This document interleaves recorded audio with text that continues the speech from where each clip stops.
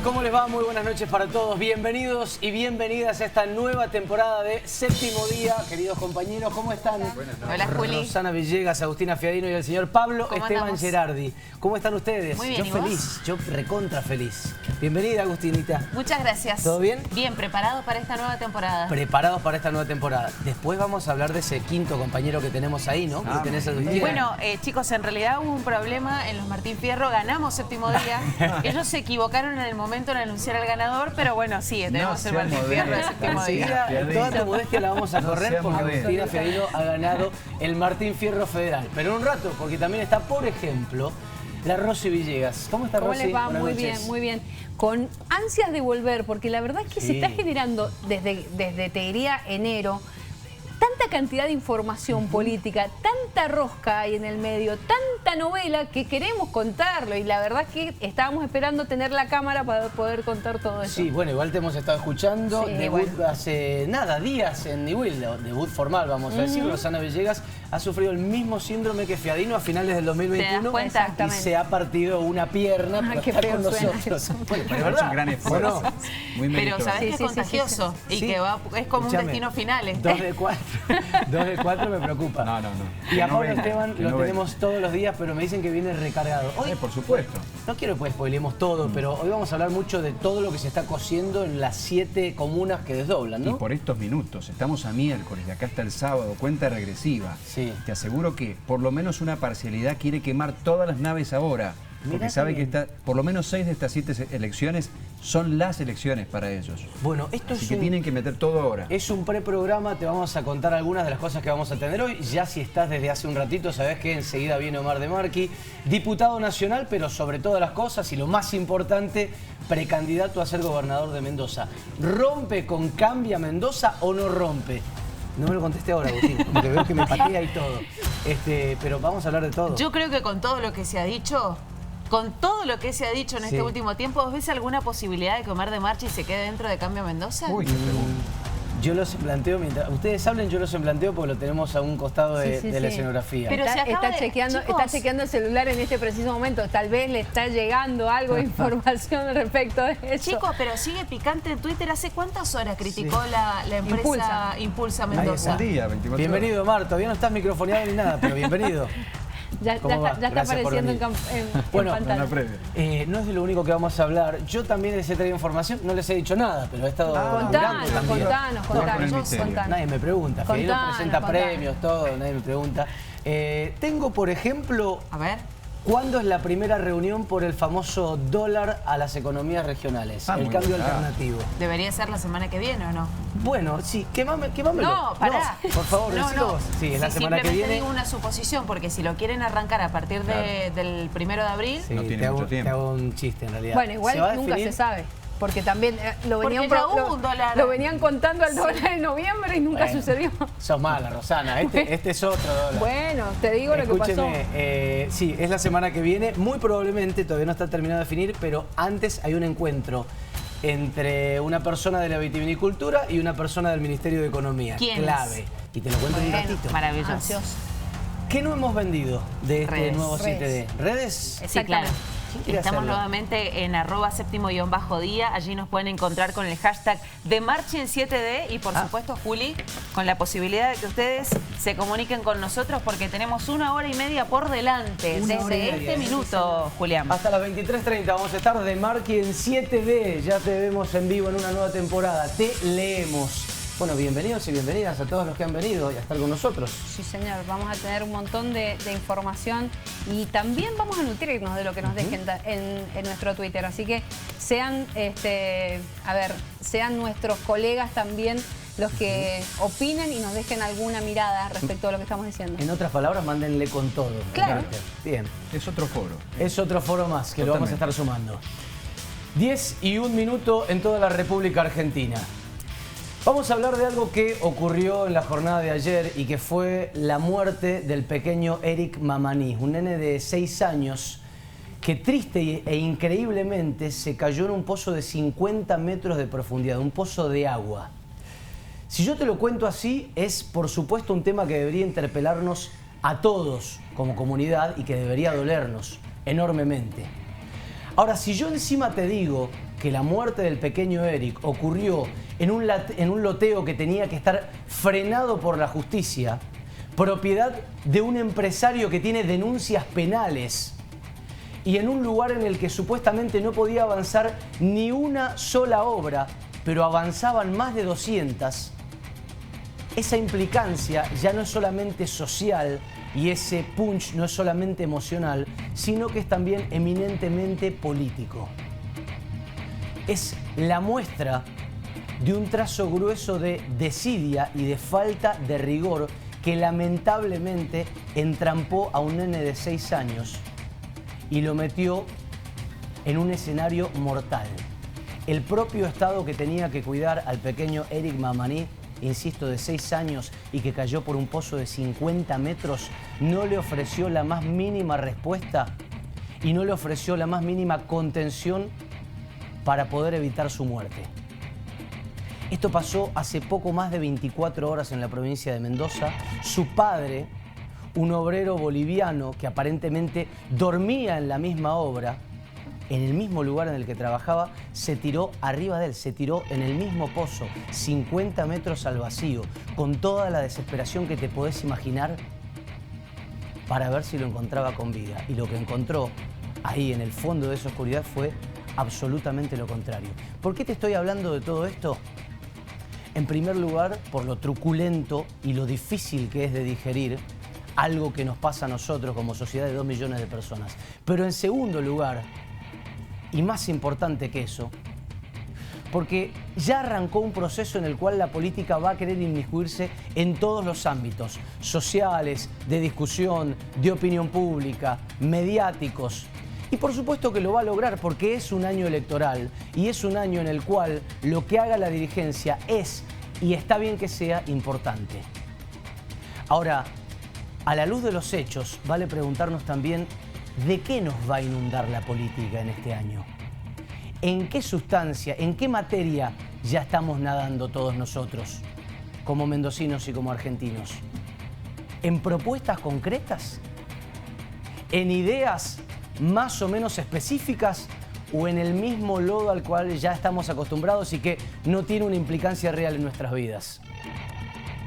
Lo que debería ser la clave de una elección y lo que debería ser la clave de una campaña política es la plataforma, ese vergel de posibilidades al futuro, que ya no te pedimos que sean novedosas posibilidades, pero sí que te pedimos que sean palpables, que sean visibles, que se digan, que aparezcan y nos permitan discutirlas y enriquecer ese debate previo, este caldo de cultivo que ya empieza a remolinarse en torno a la política.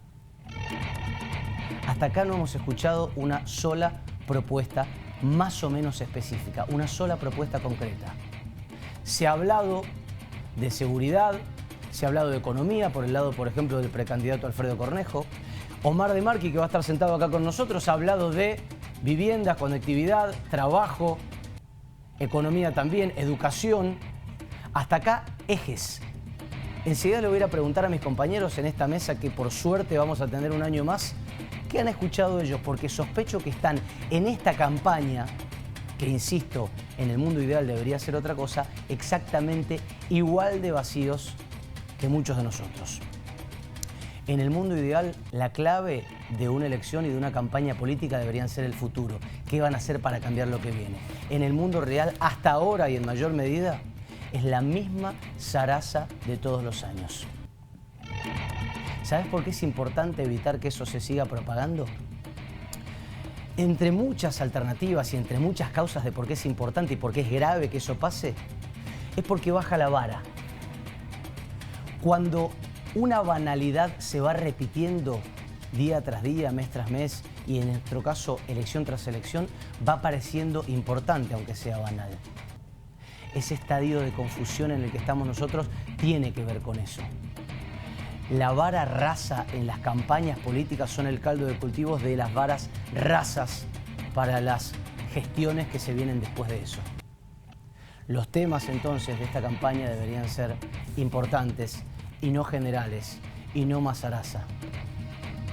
Si uno está o no está en tal foto con otro, si hay uno que falta, si hay uno que llamaron, si la cranearon antes, esa forma anacrónica, vieja, torpemente burda de hacer política, insisto, vieja, no debería ser el eje de lo que va a venir.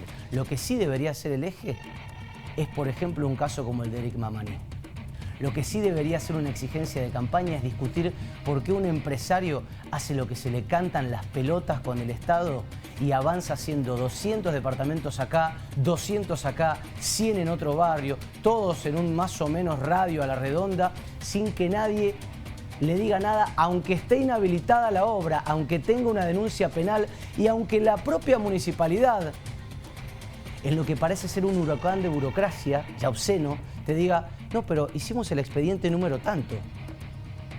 Y aunque al otro día, hoy, haya ido a poner una faja de clausura, un día después de que se murió un pibe. Ejes de campaña o temas y exigencias deberían ser preguntarle a la justicia por qué el municipio se está quejando de que hizo lo que tenía que hacer y sin embargo nadie pudo frenar eso. ¿Por qué el funcionario que hoy habló en los medios dice, sí, la verdad es que esto es una caja de Pandora que venía desde hacía, no sé, 5 o 6 años? Una caja de Pandora a la cual se ve nadie en toda la provincia pudo cerrar, porque ayer se llevó la vida de un pibe inocente que se cayó ahí sin comerla ni beberla por la desidia de los otros. Esos son ejes de campaña. Preguntarse si no había nadie llevándose algún tipo de beneficio para que no se pudieran ver los 200 departamentos que estaban avanzados en un lugar que no podía tener nada, ni un gramo de obra. Eje de campaña sería preguntarle a la cartera de trabajo qué sabía respecto a la posibilidad de que esos obreros no solo laburaran ahí en negro y muy probablemente indocumentados. Hoy no nos terminó de atender nunca la cónsul de Bolivia para terminar de chequearnos si estaban o no documentados. Preguntarle a la cartera de trabajo qué laburo hizo ahí, si sabía o si no sabía. Esas preguntas son algunos de los ejes de campaña. Hay que exigir más. A los que se van a lanzar de ahora en más, a los que ya están lanzados, pero sobre todo hay que exigirse más a uno mismo. Hay dos maneras de vivenciar esta dinámica que ya está entre nosotros. O pasivamente, conviviendo con la zaraza y dejándola pasar. Y esto, ojo, te lo decimos hoy que arranca nuestro programa desde un lugar, al menos de mi parte, profundamente autocrítico. O pasivamente, o activamente, y pidiendo las respuestas y el rigor que al menos por ahora, y con la muerte de Eric Mamaní, parecen estar ausentes. Esta es la nueva temporada de Séptimo Día. Bienvenidos.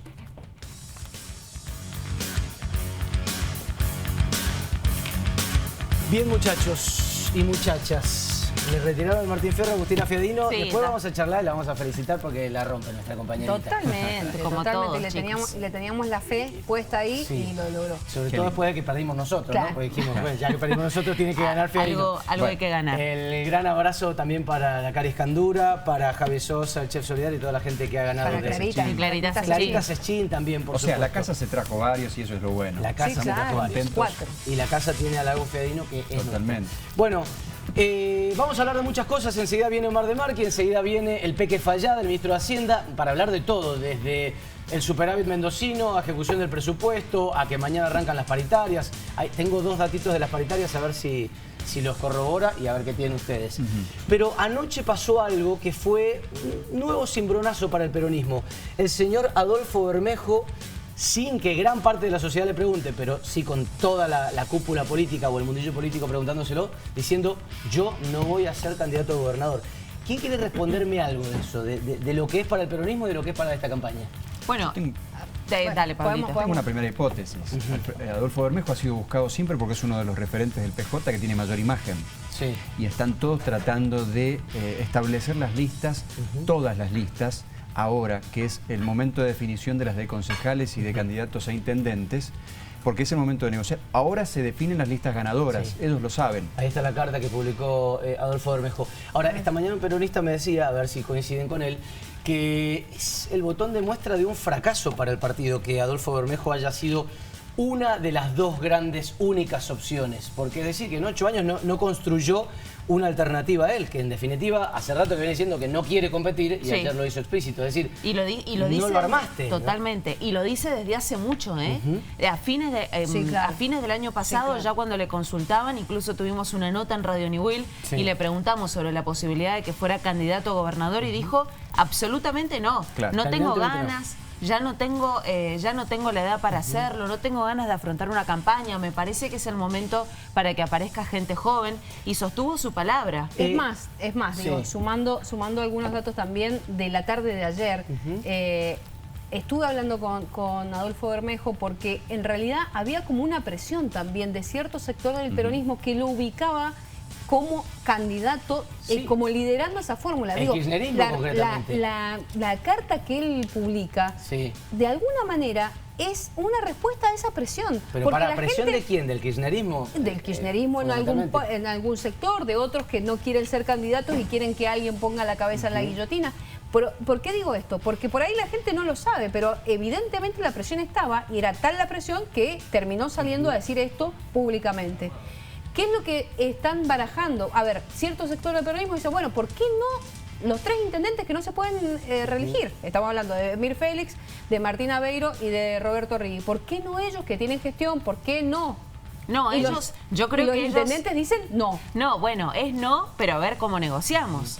Porque es no a ponerle la cara, qué sé yo, a una posible derrota, podemos decir hoy, no lo sabemos. A lo mejor falta todavía demasiado para las elecciones. Pero supónganse que alguno de ellos diga, yo soy el candidato o el precandidato a gobernador. Sí, ponele que sea Félix, por ejemplo. Ponele que sea dice, Félix. agarro, dale. Que es al que más están pidiendo, porque también vamos a ordenar en que Félix es al que más piden, sobre todo desde el kirchnerismo. En cualquier contexto podría ser un honor, pero en un contexto en el que el Partido Justicialista puede perder las elecciones, de mínima el precandidato puede decir, yo me inmolo, yo pongo la cara, pero ¿qué tengo a cambio? Claro. De mínima el primer diputado nacional. Bueno, pero ¿se dan cuenta que todo pasa por estos días? Por Esto supuesto. está mostrando virtualmente que las fechas de definición son ahora. Se lo dice un candidato que se baja de una gobernación, como otros que esperan que se lance y definan. Es la presión que está sintiendo De Marchi en la otra vereda. Me llama la atención que en todas las hipótesis que están tirando, en ninguna hay un peronista que diga, che, podemos llegar a ganar. O sea, porque vos estás diciendo, Félix no quiere porque sería inmolarse ante una muy probable derrota. Ojo, Bueno, pero además otra muestra, ¿por qué están adelantando las elecciones? Bueno, sí, también, por supuesto. Y por Aunque eso, ya lo hemos hablado justamente, antes. porque quieren de alguna manera asegurarse conservar las 6 comunas que hoy gobiernan, porque saben que tienen grandes chances de perder la provincia. Entonces, también los otros digo, los que quieren construir una candidatura a gobernador, dicen, la verdad es que si ellos ganan las 6 comunas adelantadamente, como dice Pablo, ¿qué te hace pensar que después van a trabajar para la campaña provincial? ¿Esa dónde la leí? ¿En tu última nota del Diario 1? Sí, es que es una especulación. Salvo que haya un candidato, candidato que no sea Martín Hinojosa, porque convengamos que Martín Hinojosa no tiene el banque del resto de su partido, al menos hoy. Al menos hoy no tiene el banque y no sé si alguna vez lo puede llegar a tener. Y bueno, si no surge otro, es probable que lo pueda llegar. Es la única forma en que lo puede llegar a tener. Hoy vos preguntás y te dicen que no. Y no, claramente no. Saben que con Martín Hinojosa no alcanza, que puede llegar a ser un muy buen precandidato para participar en una PASO junto con otro precandidato, pero con mucha más fuerza y con mucha más contundencia. Y ahí suena, bueno, con el peronista, con el que hables, no, del sector kirchnerista, suena todo el tiempo el nombre de Omar de Marchi. Y por eso lo tenemos entre nosotros. Bueno, vamos a ver si arregla o no. No pensé que me ibas a decir de Marchi, pensé que me ibas a decir otro peronista. Claro. Pero ahí lo vamos a... Él dice que la papa caliente le llega a las manos. Que no. Qué linda sorpresa me metió Fiadino porque esperaba otro nombre y de repente me dice Omar de Marchi. ¿Cómo va, Omar? Ya lo saludamos recién, pero ahora microfoneo y todo. Buenas noches, bienvenido. ¿Cómo les va a ustedes? ¿Todo bien? Buenas noches, un placer. Gracias por acompañarnos. No, a ustedes. Aprovecho, enseguida voy a sentarme ahí con usted, pero aprovecho para preguntarle ya de entrada, ¿ha hablado como se cuenta con Adolfo Bermejo para tejer una posibilidad, más allá de que después haya caído? Bueno, primero agradecerles que me inviten en este primer programa. Para mí es un placer y desearles un buen año. Gracias, Omar. Gracias. Con Adolfo Bermejo la verdad es que me une un cariño de muchísimos años. Sí. Compartimos hace muchos años, él en Maipú y yo en Luján, gestiones como intendentes e hicimos juntos muchísimas cosas. Pero le pregunto por estos últimos meses, ¿habló o no habló con Adolfo Bermejo para ver si armaban algo? No, para ver si armaba algo, no. con Adolfo hablo permanente porque aparte somos diputados nacionales y tenemos un diálogo muy afectuoso, diría casi hasta cariñoso, porque tenemos hasta una relación, no sé si de amistad, pero de mucha cercanía, de muchos años, y eso hace que, bueno, yo no sea objetivo cuando hablo de él, porque tengo, bueno, como dije recién, un cariño especial, pero de allí hablar de política, hablar de definiciones de candidaturas, no. Es una versión que ha circulado mucho. En un ratito le voy a preguntar porque se habla de eso y quiero saber si en esto que usted podría llegar a armar no le gustaría, por ejemplo, tener un Adolfo Bermejo. Pero nos espera ahí medio segundo más y ya vamos con usted. Está Omar de Marqui con nosotros. No sé quién quería aportarme algo más porque yo, por ejemplo, tengo ahí, zapateándome en la lengua, la fórmula de la que habla gran parte del peronismo. ¿De qué fórmula habla cuando vos le preguntás, bueno, ok, basta, sacame todo, sacame si no querés Hinojosa, si querés, si pensás que Omar de Marqui se va a llevar una parte, ¿qué armarías vos? Bueno, te hablan de o uno de estos nombres fuertes arriba, Emir Félix, y abajo un nombre de la Cámpora, un nombre como, por ejemplo, incluso Anabel Fernández Sagasti segunda de vicegobernadora. Precandidata a vicegobernadora. Lo cual sería raro por la importancia que tiene Sagasti. Pero ella no cerró la puerta. Pero no cerró la puerta. Y se lo preguntamos el sábado en la Covia, le dijo, el kirchnerismo puede ir de candidato a la vicegobernación. No tenemos ningún tipo de problema. Digo, por ahí puede venir por ahí. ¿No hay otros que lo ubican a Hilardo en ese lugar. Hay otros que lo ubican, y en el primero también lo ubican a Hilardo, candidato a gobernador. Pero bueno, me parece que en las diputaciones nacionales puede estar la cosa. En un ratito vamos a tener qué pasa en las comunas. Sí, por supuesto. Por lo menos en las que han anticipado sus elecciones, que son las más urgentes y en minutos de definiciones. ¿Vos qué tenés, Agustina? Bueno, tenemos 7 que desdoblan y el domingo, en realidad el sábado por la noche, tienen que conocerse los nombres de los precandidatos. Los principales ya están. Después puede haber alguna que otra sorpresa de acá en los próximos días, pero en un ratito vamos a meternos con eso también. ¿La Valle tiene algo usted? Porque la Valle es como la gran incógnita, ¿no? Están jugando a las escondidas en la Valle todavía, pero bueno. No quiere definir nada. Pero tenemos algunos datos concretos de por dónde podría ir y por quién se podría inclinar. 18 minutos pasan de las 10 de la noche. Vamos a ver las redes de esta edición 2023 de Séptimo Día que está arrancando tonight. Agustina Fiadino, por favor. @séptimo_día. De esa forma nos encuentran en Twitter y, por ejemplo, estamos con el hashtag de Marchen 7D. Así que de esa forma se pueden comunicar con nosotros hasta las 23:30. Muy bien, 22, 18, 29 grados, la temperatura actual está recontra caluroso. Omar, gracias por venir. Primer programa que sabés que es muy importante para nosotros y la posibilidad de que sea también, voy a volver al usted, la posibilidad de que sea también su año este 2023. Arranco por una, que fue muy de la última semana. ¿Cómo tomó que Horacio Rodríguez Larreta hubiera dicho que iba a tratar de que se quede en Cambia Mendoza? Voy a tratar de convencerlo, que es algo que está diciendo el radicalismo. Por eso, bueno, empecemos por esto último, ¿no? Que son, primero te hago una corrección. No corrección no, pero que sea el año de los mendocinos, más que el año mío, o el año tuyo, o el año del programa, que sea, después de muchos años, que sea el año de los mendocinos. Eso que vos planteás que, bueno, algún sector de la política dicen que dijo, la verdad es que lo que Horacio dijo con mucha claridad y lo dijo delante de todos los medios es que obviamente él es un hombre que siempre pregona la unidad, no solamente puertas adentro de la política o de los partidos, sino para afuera. ¿Pero cree que lo dijo o cree que no lo dijo? No, yo digo lo que en realidad Horacio ha dicho, el resto son interpretaciones, ha tenido más intérpretes estos últimos días que... Lo que pasa es que no sé si es interpretaciones o es textual, porque lo que dice el radicalismo es que le dijo, yo te voy a ordenar, yo me voy a encargar de esto antes del jueves. O sea, no es interpretación, es un hecho. Se han dicho tantas cosas, ¿no? Que el 15 de febrero había que resolver no sé qué. Bueno, el 15 de febrero no, el 22 de febrero, 7 días de prórroga. No, 22 de febrero no, el 28 de febrero. No, ahora el jueves. Ahora acá verdad, ahora en el Zoom de Buenos Aires, por ejemplo. No, la verdad es que yo lo que creo que tenemos junto a mi equipo que tomar una decisión. Soy consciente de la importancia que tiene esa decisión, le doy toda la gravedad que tiene por el impacto que puede generar hacia adelante y asumo que es una decisión difícil, no es una decisión fácil.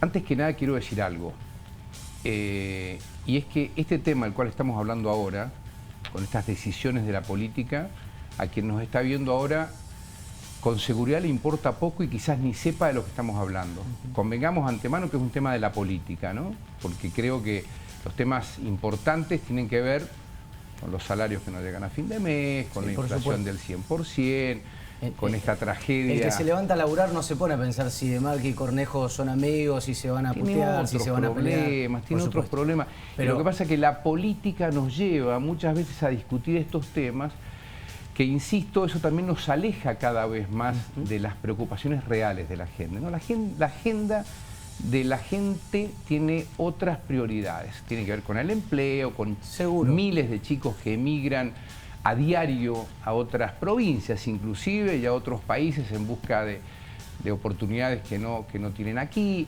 Esas son las preocupaciones. Pero dicho esto, para ponerlo en contexto, no le escapo a la pregunta, y sé que es una decisión que tenemos que tomar pronto, aunque la fecha que el calendario electoral ha fijado es el 12 de abril. Sí. Pero a mí no me gusta este juego de que pareciera como que estamos especulando. No, yo lo digo con claridad, no estamos especulando.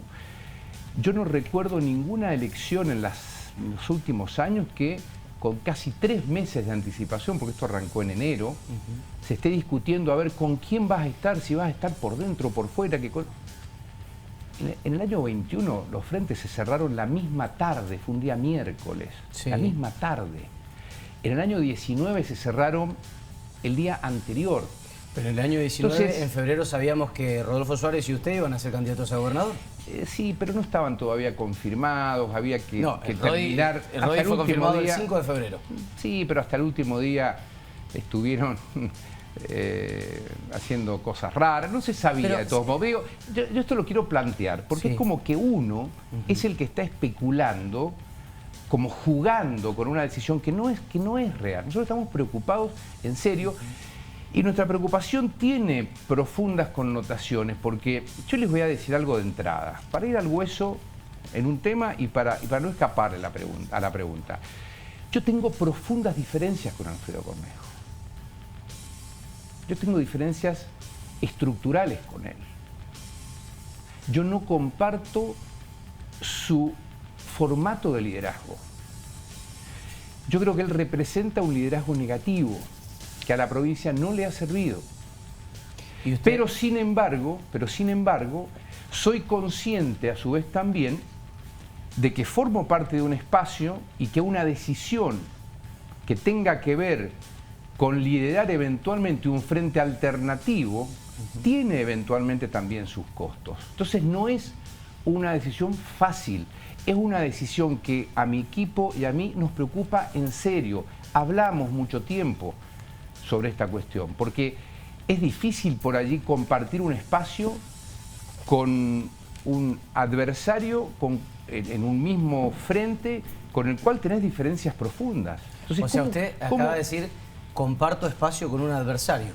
Bueno, de hecho, supuestamente es hasta donde hemos venido hasta este minuto, porque Mendoza ha tenido, si vos querés, un camino en estos años, pero que me parece que está totalmente agotado. Y que hay que encontrar nuevas opciones. Mendoza necesita crecer.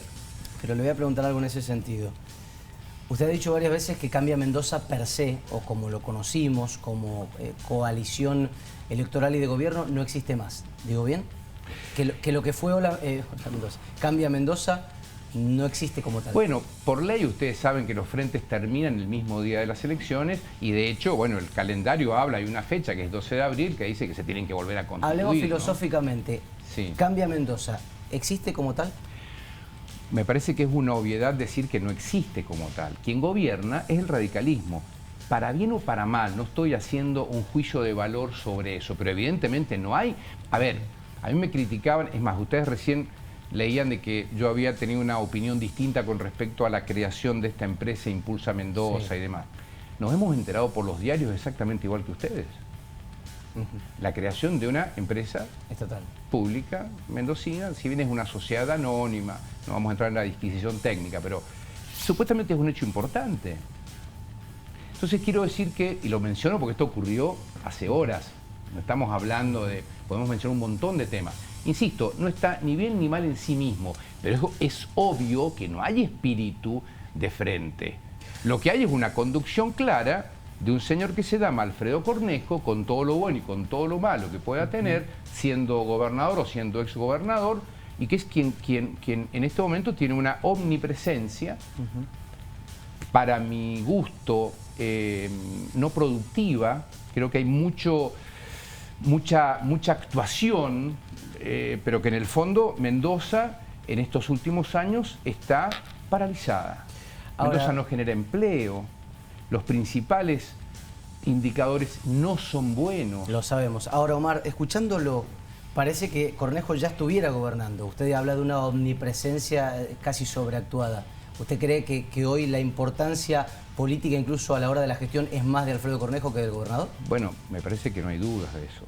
Quien tiene el verdadero comando es Cornejo, ¿no? No lo digo yo, son datos, digamos, de las evidencias del día a día. ¿Qué evidencias, por ejemplo? Bueno, todo. Participa él de las reuniones de gabinete, por lo que me dicen, ¿no? Me comentan.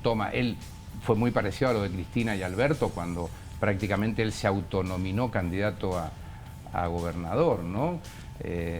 Dijeron a los mendocinos que no había que hablar de política, que había que concentrarse en la gestión, y un buen día de repente llaman a una conferencia de prensa para decir, este señor es el ¿Pero en qué sentido candidato.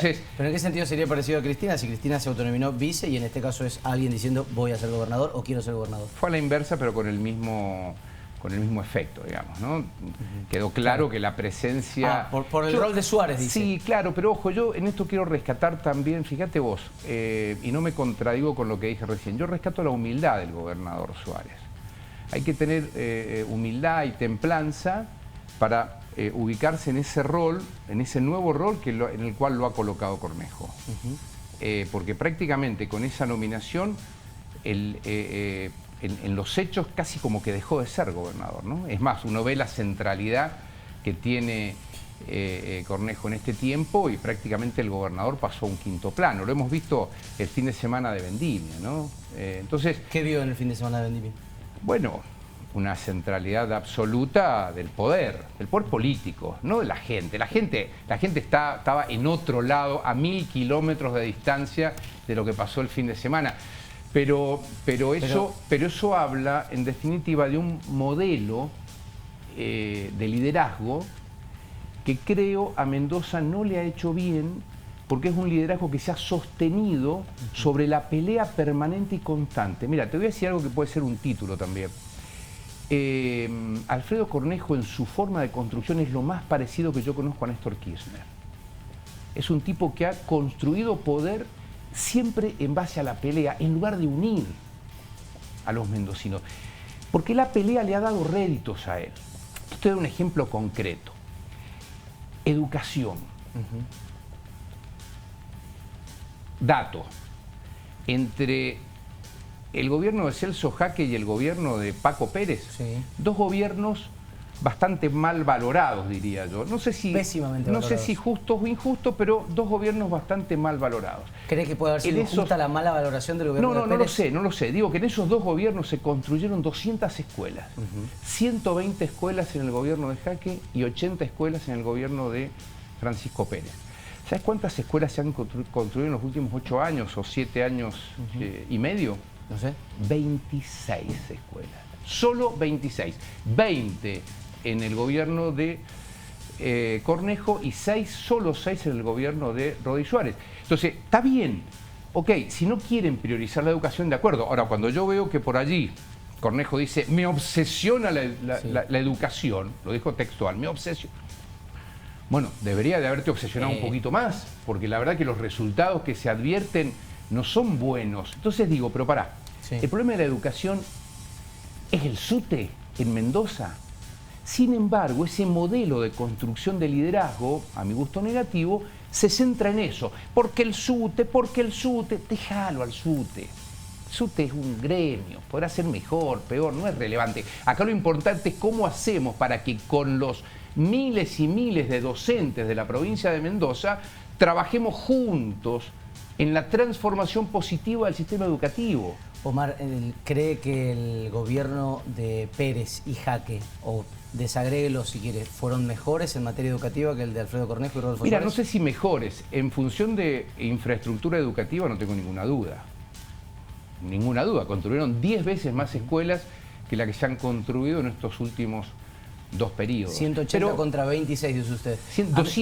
200 contra 26. 120 en el gobierno de Jaque y 80 en el gobierno de Paco Pérez. No estoy poniendo en valor esas dos gestiones. Lo que estoy haciendo es una comparación de que si consideramos que la educación es la herramienta educativa, la herramienta transformadora por excelencia de una sociedad, bueno, démosle la prioridad que tiene. Te voy a dar otro ejemplo, concreto y muy actual.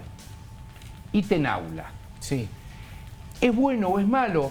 No sé, yo creo que es bueno. Sirvió por ahí para ordenar algunas cuestiones. Ahora, ¿pero cómo lo vendieron ellos? ¿O cómo se interpretó? La simbología era que los docentes son vagos. Por eso había que ponerles algo especial, que en el fondo no era más que una medida de presentismo, ¿no?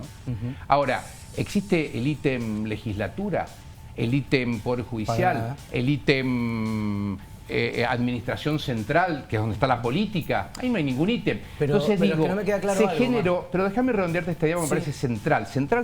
Es que la quiero entender, sí. Central. Sí. Si vos considerás que la educación es una herramienta fuerte, son los docentes con quienes tenés que sentarte, sumarlos, no machacarlos todos los días. Pero ahí vuelve el negocio de la pelea. Es decir, yo soy el capanga, yo soy el que manda, entonces yo les digo... No es así. Mendoza necesita de una buena vez, de buenas formas, de respeto, para que podamos caminar juntos en torno a 4 o 5 ejes que vos los mencionabas al comienzo y que yo los vengo planteando, para que Mendoza entre en una espiral positivo de transformación. Déjeme preguntarle esto. El hecho de que se haya interpretado una pseudo-demonización del docente cuando fue la discusión del ítem aula, ¿es algo que quiso hacer el gobierno? O sea, ¿el gobierno quiso dar ese mensaje de el docente es vago y por eso le pongo el ítem aula? ¿O es una interpretación que fue del otro lado y que pudo haber tenido algún sesgo político? Es muy gráfico porque eso se repite en todos lados. Vos fíjate que entonces, ¿sí la única manera... ¿Quiso el gobierno de Cornejo demonizar al docente diciendo Cornejo que era vago? tiene un formato que a partir del conflicto, de la división y de la descalificación, construye. Lo hace, mira, te voy a dar otro dato también muy gráfico y actual. Pero no me ha contestado la pregunta. Sí, no, sí, te digo que sí. Bien. Ahora, lo hace también en todos los partidos políticos. Ha roto el sistema de partidos políticos en la provincia de Mendoza, metiéndose en la interna de cada uno de los partidos.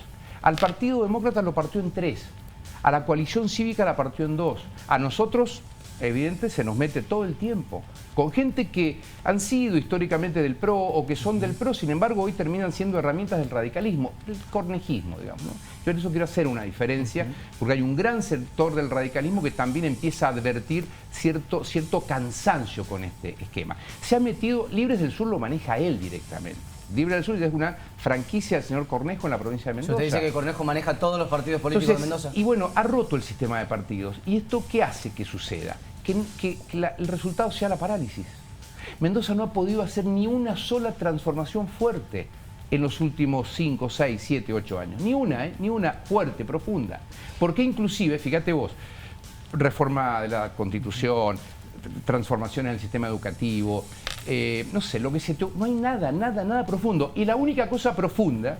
Es que es muy ambiguo definir lo profundo, porque hay políticas educativas a las cuales yo tranquilamente podría definir de profundas en el gobierno. Por ejemplo, la aplicación del GEM. Pero el GEM es una herramienta tecnológica que se aplica en 4 minutos, que tiene que ver solamente... No se aplica porque el GEM, Omar. Sí, es una herramienta tecnológica, desde luego, bueno, pero ha sido central... Bueno, te lo concedo. Suponete que es una buena herramienta y que está bueno. Ahora, pero y ya invalida el concepto de no hicieron nada. Es que no hay transformación. No, yo digo que no hayan hecho nada. Y es más, también lo digo a cámara. Se han hecho cosas quizás interesantes en este tiempo que tiene que ver con la revitalización del Estado, con las cuentas públicas eventualmente. Hay un orden que es evidente, se evidencia, pero da la sensación como que el orden es el fin último de este gobierno y no el presupuesto previo para entrar en una etapa de desarrollo. Claro. Entonces, eso creo que son, volviendo a la pregunta inicial, son temas que a mí me separan mucho, ¿no? Pero también por ahí uno dice, bueno, pero cambia Mendoza, es mucho más amplio, ¿no?, que una persona eventualmente. Entonces, eso nos genera, y aparte porque también ustedes lo dijeron al comienzo, creo que vos, ese fantasma que desde algún sector del radicalismo se alimenta para decir, si rompemos o si dividimos o si lideramos un espacio alternativo, va a pasar el kirchnerismo por el medio. Primero, es un ejemplo del desprecio y una subestimación total por la gente, ¿no? ¿Por qué? Y porque sí, porque si vos decís la gente es tonta. O sea, la gente va a elegir una cosa u otra y entonces lo que elige no sirve. Si no me elige a mí, son todos tontos. No, pero digamos, no es eso, es no una es lectura eso. de un escenario político, Omar. Improbable, absolutamente improbable a jugar por los números. Pero, bueno, pará, enseguida podemos hablar de números. Eh. Pero cuando el Partido Demócrata tenía una mayor cantidad de votantes, si usted lo ha vivido, Te voy a dar otro ejemplo. Fue candidato y salió tercero en el 2007. Sí. Bueno, en un escenario de tres, el segundo ¿Quién se ganó? lleva más. ¿Quién ganó? En el 2007, Sí. y Jaque. Sí, ¿y quién fue la fórmula que supuestamente perdió? Bifi. Sí. ¿Y a quién respondía Bifi? ¿Quién era el candidato a presidente de Bifi? 2007, Te la digo yo. Pará. Empieza con C el nombre y el apellido empieza claro, con F y con claro. K. Cristina Fernández. Bueno, pero entonces, ¿qué me Bueno, jode? claro, la pero vos concertación, fijate, sí. pero vos fijate. Pero pará, ¿qué pero vos quiere decir con esto? No entiendo. Y lo que estoy No entiendo el diciendo, concepto. de que seamos serios, me refiero a quienes impulsan este fantasma, de rememora en el 2007, Sí. como hizo en el 2007, Yo metí el 2007. perdió Bifi. No, pero no, lo dicen desde otros sectores. Pero, a ver, ellos eran parte del kirchnerismo a nivel nacional, que no está ni bien ni mal. Digo, esos son los antecedentes. A mí me podrán decir de todo. Ahora, tengo antecedentes a prueba de coherencia que eso nunca nadie me los va a poder marcar. Por eso hay que poner todas las cosas arriba de la mesa, pero sobre todo concentrarse en lo que viene. ¿Cuál es la Mendoza que en serio queremos? Porque si no, bajo los temores, los miedos, si haces esto, gana el otro. Si haces el otro, no vaya a ser que de Buenos Aires te digan no sé qué. O sea, pará, sentémonos en una mesa, entre todos veamos cómo avanzamos para que Mendoza crezca, vuelva a generar empleo, que la educación en serio sea una herramienta de transformación, que la vivienda pase a ser un eje prioritario en la provincia. Dije hace un tiempo atrás, con mucha calma, en un tuit dijimos, estamos en presencia de un gobierno que ha tenido la peor performance en materia de construcción de viviendas. Era un dato del propio IPB, no nuestro.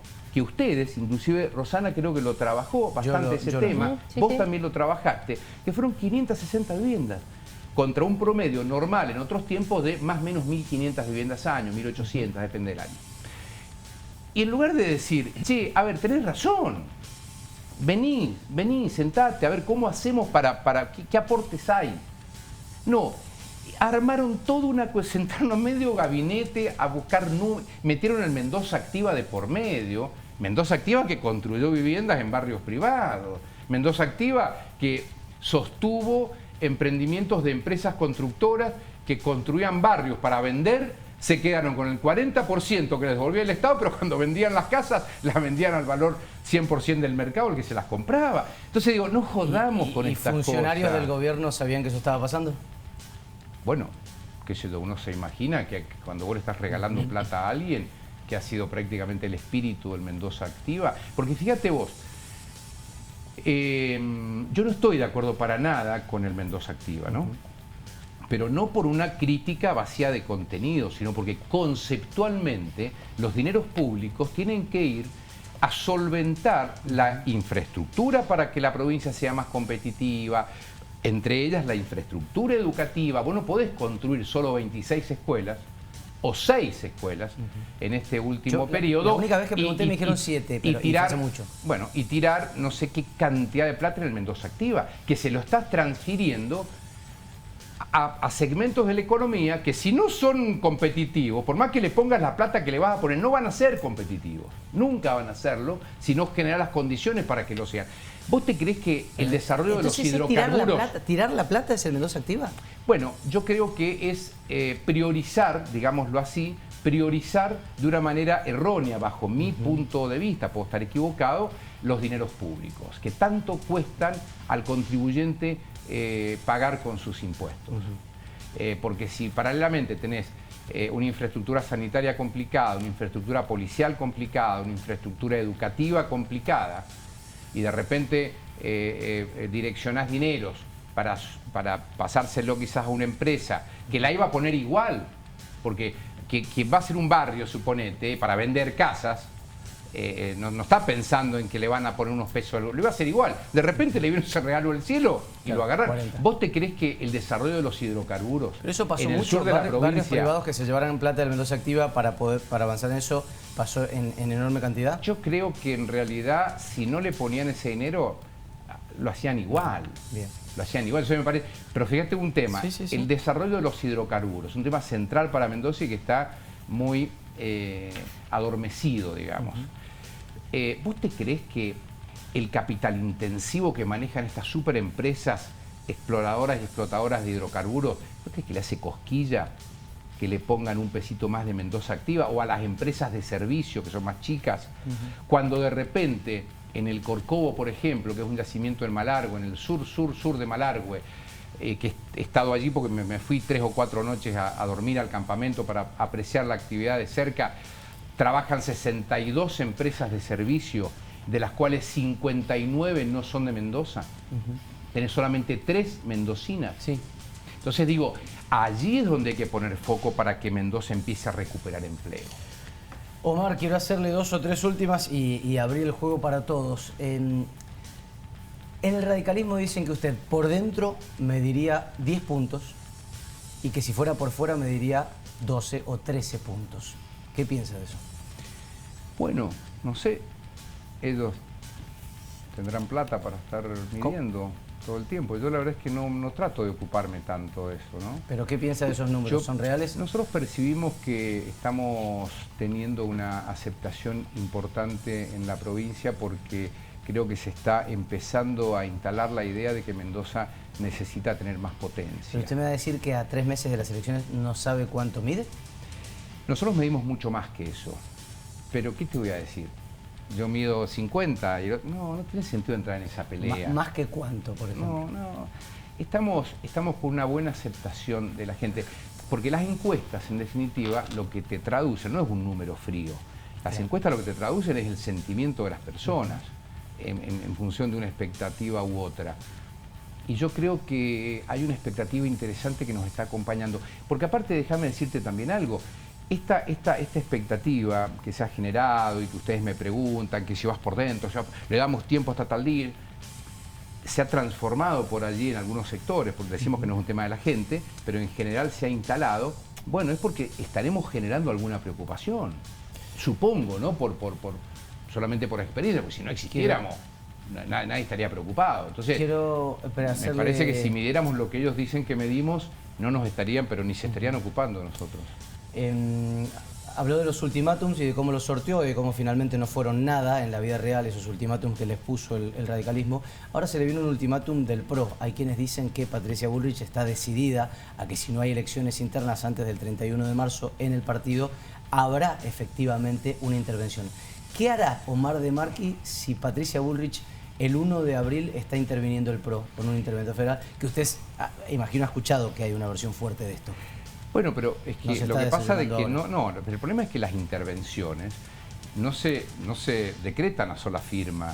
No es que alguien se levante una mañana e interviene un partido.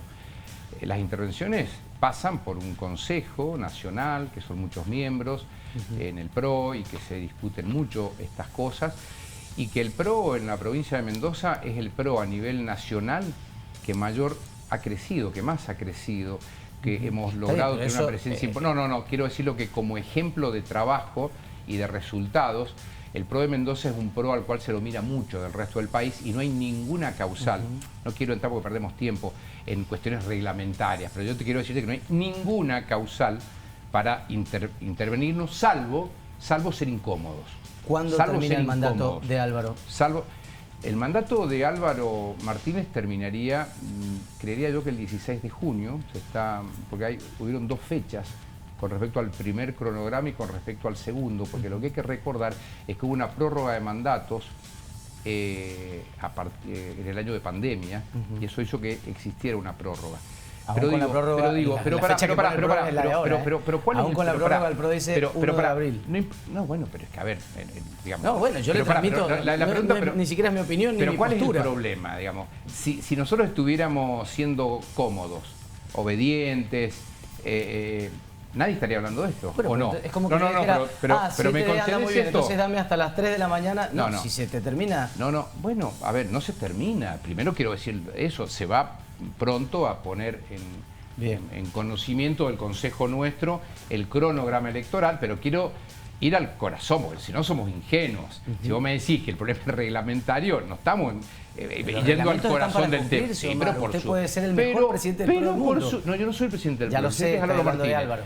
Pero viste cómo se empieza a derivar el tema para tratar de justificar el encorsetar, porque tiene que ver con otros intereses. Quiero que pregunten los chicos Agus, Rosy y Pablo, que arranque el que quiera con Omar de Marqui, que está con nosotros. Omar, ¿dentro o fuera de Cambia Mendoza, usted va a ser precandidato igual a gobernador?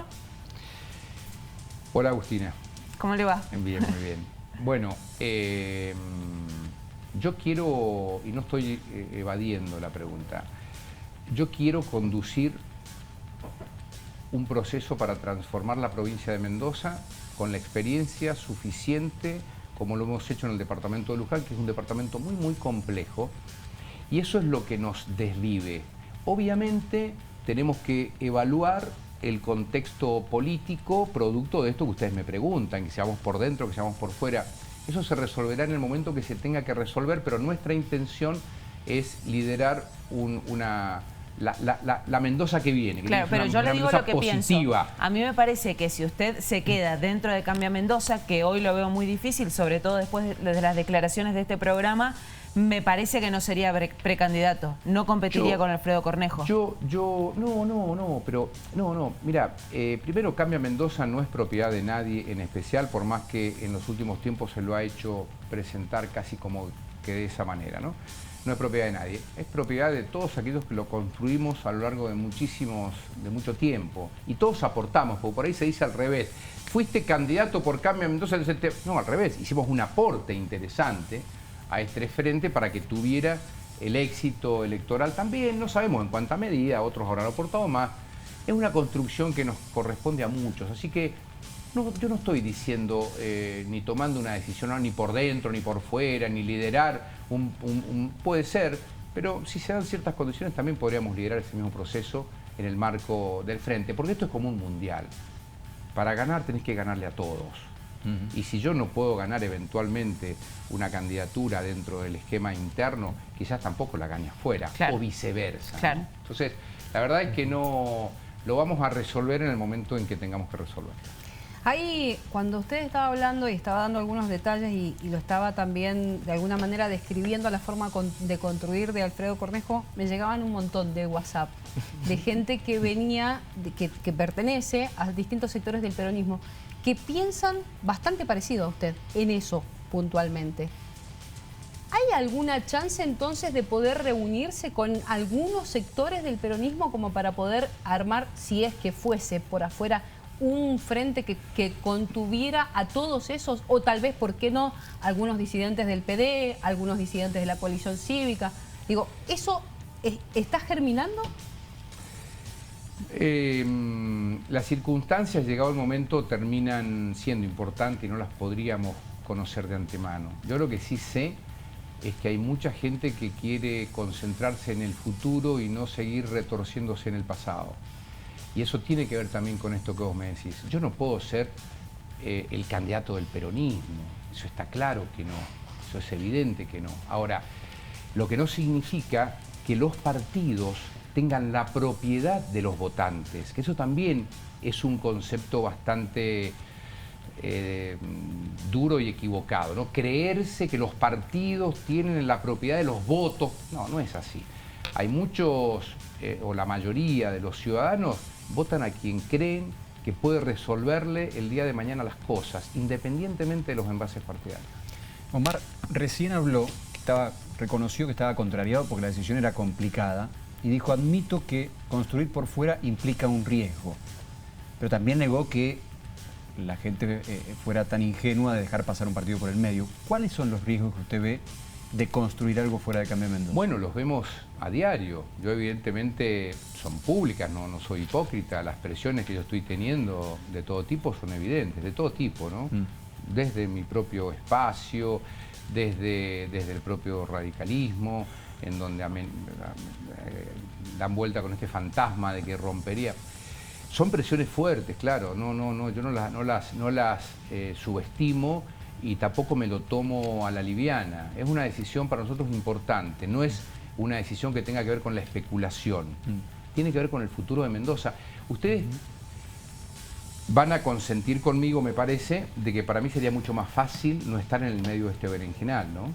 Y haber hecho un acuerdo con Cornejo, con quien sea, tranquilo, sí. Y punto. Y no estaría pasando por esta situación ¿Pero qué compleja. ¿qué se rompió, Omar, digo, en esa relación con Cornejo? Porque es cierto que son socios hace más de 7 años dentro de Cambia Mendoza. Hemos participado en el mismo espacio y hemos tenido coincidencias en los primeros tiempos seguramente, pero me parece que esos objetivos hoy están agotados, me parece, ¿no? Entonces creo que hace falta ponerle un poco más de potencia y es como que da la sensación que si no obedeces, estás fuera del mundo, estás en el desierto, te atacan. Yo, miren, no me victimizo, pero los ataques que yo he tenido todo este último tiempo, inclusive hasta de dirigentes de mi propio partido, en Mendoza, que son personas con las cuales, no sé si amigos, pero hemos tenido mucha relación. Y sin embargo ves que están como capturados, están como, los han tomado y están siendo muchos de ellos herramientas para romper el PRO. Y ojo, no lo digo desde el PRO, lo dije recién, ha pasado en casi todos los partidos en la provincia de Mendoza y eso no está bueno, porque debilitar el sistema, y déjame darte una referencia más que me parece también central y en el cual yo sostengo gran parte de mis diferencias, y es que estamos caminando hacia una provincia que cada vez está más asfixiada desde lo institucional. Tenemos un partido o una persona que tiene manejo directo de la Corte Suprema de Justicia de la provincia. Nunca antes eso pasó en Mendoza. Tiene manejo directo con el jury de enjuiciamiento, por ejemplo. Tiene mayoría propia. Tiene mayoría propia con el Consejo de la Magistratura, tanto que criticamos en Buenos Aires. 6 de los 7 miembros del Consejo, se va a terminar de integrar con 2 miembros de los abogados, 6 de los 7 miembros responden a una sola persona. Cornejo. Manejan los organismos de control, que tienen que muchos de ellos controlar a las empresas que ellos mismos conducen. Por ejemplo, aprobación express de los balances de OSEP, por ejemplo, cuando todos los meses prácticamente, por una gestión, no por culpa de quien la conduce ahora la obra social, creo que por errores de concepción de cómo se manejan las cosas, ha llegado a donde está. Omar, lo tenemos que despedir, pero le queremos agradecer profundamente el rato que nos ha dedicado, que viniera a este programa, que por ahí no es tan fácil la exposición que puede llegar a generar cuando uno no quiere tomar una decisión, que es lo que entendemos que está pasando hoy. Hoy usted no quiere tomar esa decisión todavía, tal vez no están dadas las condiciones, Quizás tal vez no está dado el madura. concepto. Quizás no esté madura. Gracias, Omar. Gracias a ustedes. Omar de Mar, que estuvo con nosotros, 22:54, nos queda un montón de programa, está ya presente y listo para meterse el ministro de Hacienda de la provincia, Víctor Fallat, mañana las primeras paritarias del 2023 y nosotros hoy debutando, no te muevas, venimos.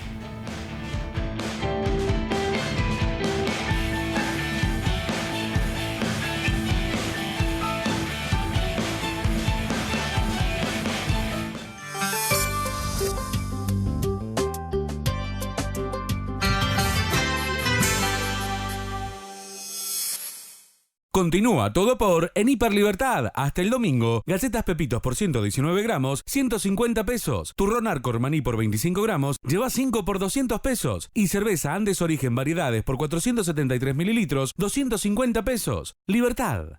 Super te da una promo impactante. Disfruta gratis HBO Pack más HBO Max y la instalación bonificada, contratando el combo fibra más televisión HD. Además, mira la liga profesional con el Pack Fútbol. Llama ahora al 0810-222-2323. Super, conectados con vos. ¿Querés mucha pero mucha agua caliente? Instala un termotanque Millennium. Búscalo en los mejores comercios de Mendoza y el país. Garantía 10 años el mejor postventa. Montecaseros 699 Godoy Cruz. www.termotanquesmillennium.com. Viví tu día con una sonrisa toda la mañana, una dosis de entretenimiento al mediodía y una compañía especial en la tarde. Tu día con una es un día para vos. FM Una 96.1.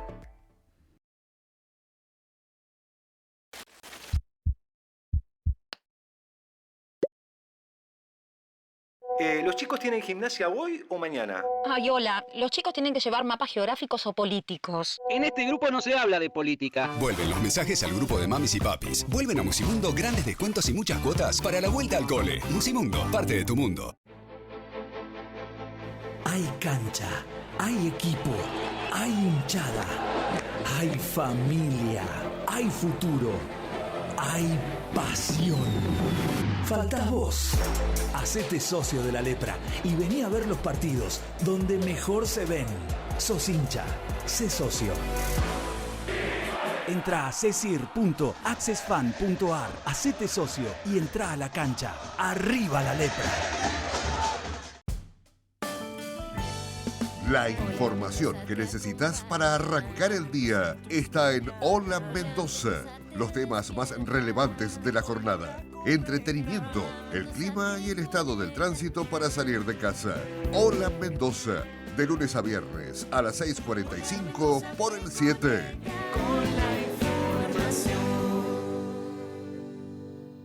Ya abrieron las inscripciones de la Media Maratón Ciudad de Mendoza. Vení a correr esta carrera por los puntos y atracciones más importantes de la capital en su 8ª edición. Anotate y viví una experiencia diferente en la ciudad. El domingo 19 de marzo, en el Parque Central, con circuitos de 10K y 21K. Más info en ciudaddemendoza.gov.ar.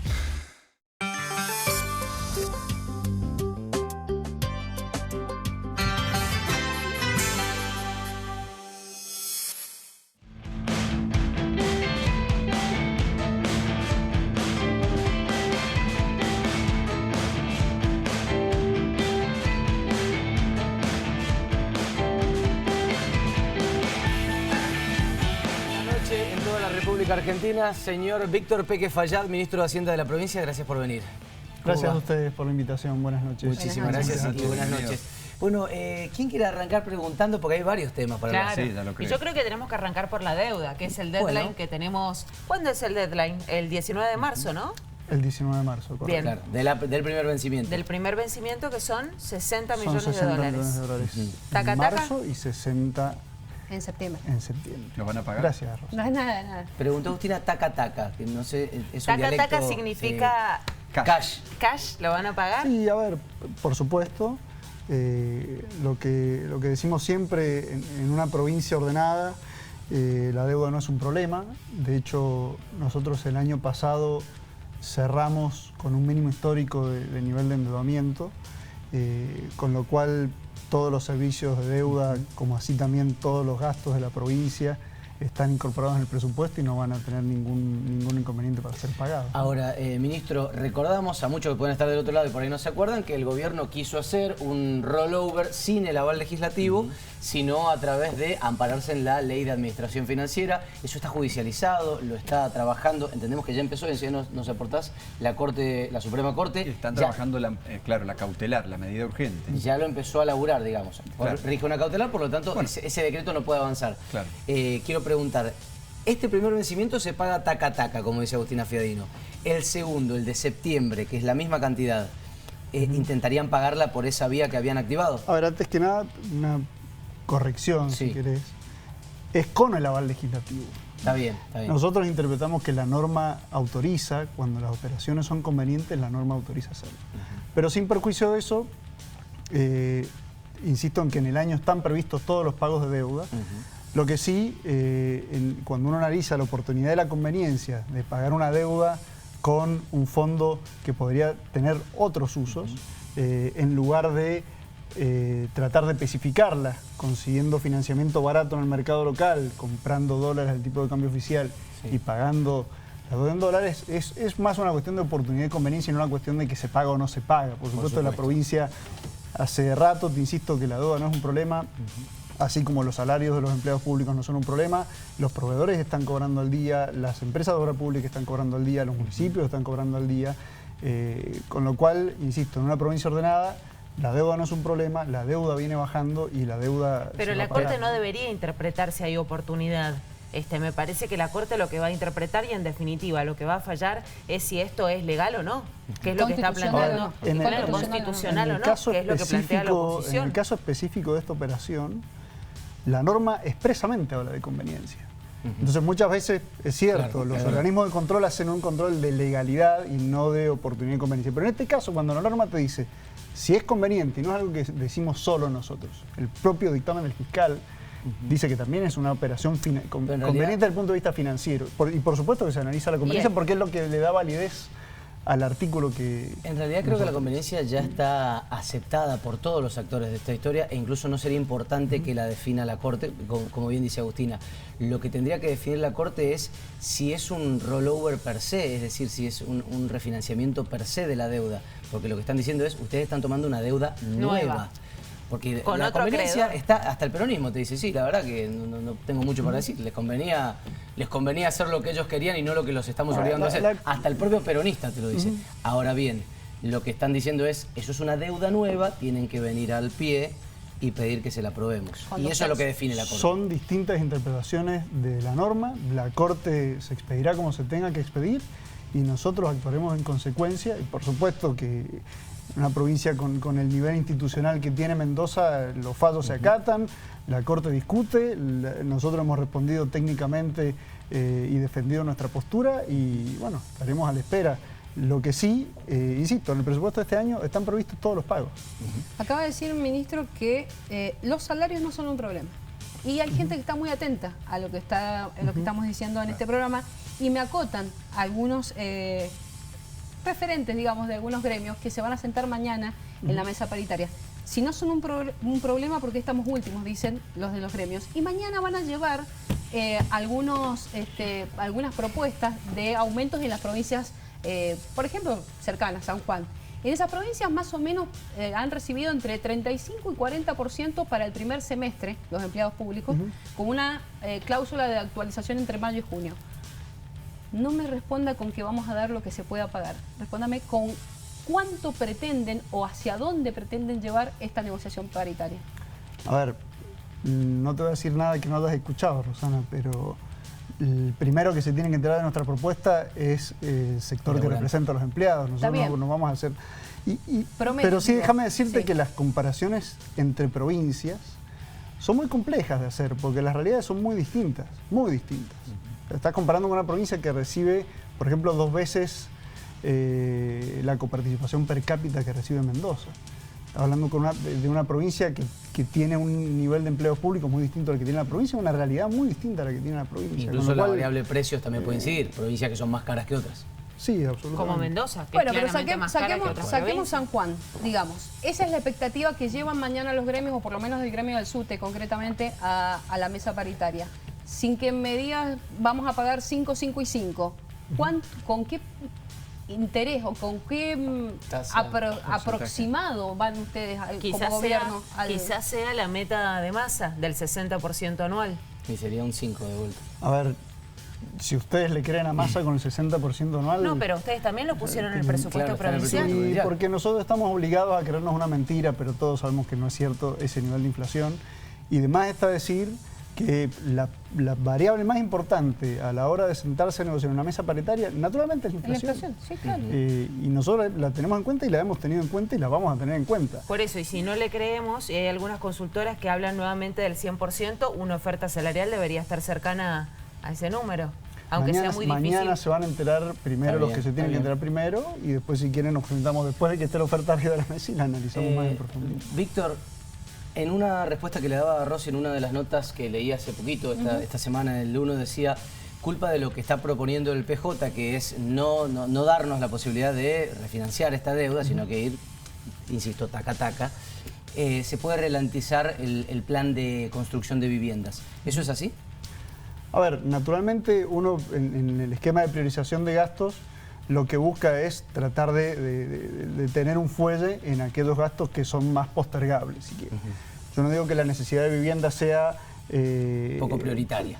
Pero sí quizá no está en el primer orden de prioridades y es uno de los programas que actúa como un fuelle cuando el gobierno dispone de más o de menos fondos.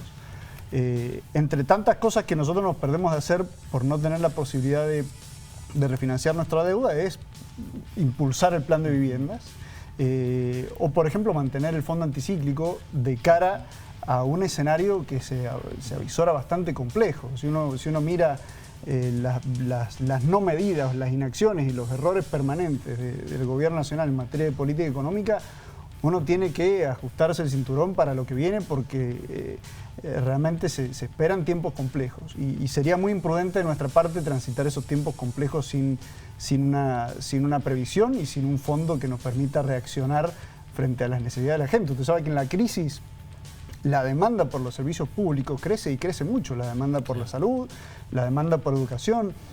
Somos de las pocas provincias en las que crece la matrícula de la escuela pública sin que eso sea en detrimento de la escuela privada. Crece la demanda de transporte público, crece la demanda por seguridad y todas esas cosas hay que atenderlas. Con lo cual es muy imprudente transitar un escenario como el que se viene sin las cuentas ordenadas. Por eso, el ministro escuchó recién a De Marchi, fue muy crítico del uso de recursos y muchos millones de pesos al Mendoza Activa. Lo tenemos ustedes, es un referente del Ejecutivo. ¿Coincide con esa postura? ¿Va a defender el programa? Ahora no alcancé a escucharlo, pero en definitiva el Mendoza Activa fue un programa extraordinario en el sentido que se generó a partir de una crisis muy profunda Está bien, que pero van vino 4 ediciones. durante la pandemia. Sí, pero cada vez se ha ido acotando más y se ha ido orientando más hacia la actividad productiva. Por ejemplo, en materia de construcción de viviendas, una vez que se reactivó el sector, y el sector de la construcción fue de los que más se reactivó en el post-pandemia, hoy en día ya ese tipo de destino para las inversiones privadas no es un destino elegible. Hoy se está concentrando más en la actividad productiva, en las inversiones del sector productivo, en las inversiones para eficiencia energética, para eficiencia hídrica, y es ahí donde nosotros también creemos que el trabajo en conjunto entre el Estado y el privado, por más que algunos sean escépticos de que ese tipo de relaciones públicos-privadas puedan funcionar, la verdad que nosotros creemos que está dando resultado y insisto, es un programa que sirvió para la salida de la crisis y ahora se ha transformado en un programa que trata de estimular o incentivar las actividades que el Estado pretende promover, ¿no? Si finalmente la plata que actualmente ustedes tienen para pagar la deuda, y usted dijo, en el presupuesto está previsto pagar los vencimientos de deuda que tenemos en este año. Supongamos que ese dinero puede utilizarse para otras cosas porque el fallo de la Corte es positivo para el gobierno. ¿Para qué se usaría esa plata?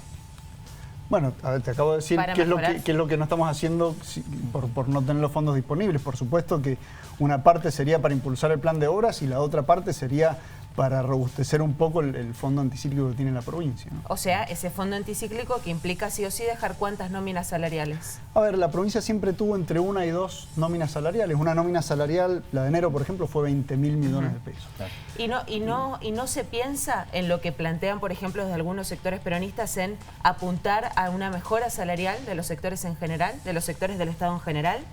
A ver, lo que pasa es que, fíjese lo fino que son los números. Nosotros el año pasado hemos cerrado con un superávit del orden del poquito menos del 2% de los recursos. El gasto en personal es el gasto más importante de la provincia. Claro. Entonces uno tiene que ecualizar porque a veces los recursos se comportan de manera muy dispar en relación a las expectativas que puede llegar a tener un empleado público. Por supuesto que en un organismo como es un Estado, que es intensivo en recursos humanos, el bienestar del recurso humano es una prioridad, porque si no los servicios son malos. Pero del otro lado están también los contribuyentes, están también las empresas, están también las familias que pagan sus impuestos y con esos impuestos sostienen el funcionamiento del Estado. Y el rol nuestro de Hacienda es ecualizar el uno con el otro. Por supuesto que si la recaudación en algún momento se empieza a resentir, como ha pasado en muchos años y como es un escenario probable que ocurra en los próximos años, y bueno, uno tiene que ser más prudente en las ofertas. Hay una queja grande del campo porque ha tenido aumentos en el inmobiliario, algunos avalúos que han incrementado muchísimo y el campo está muy golpeado.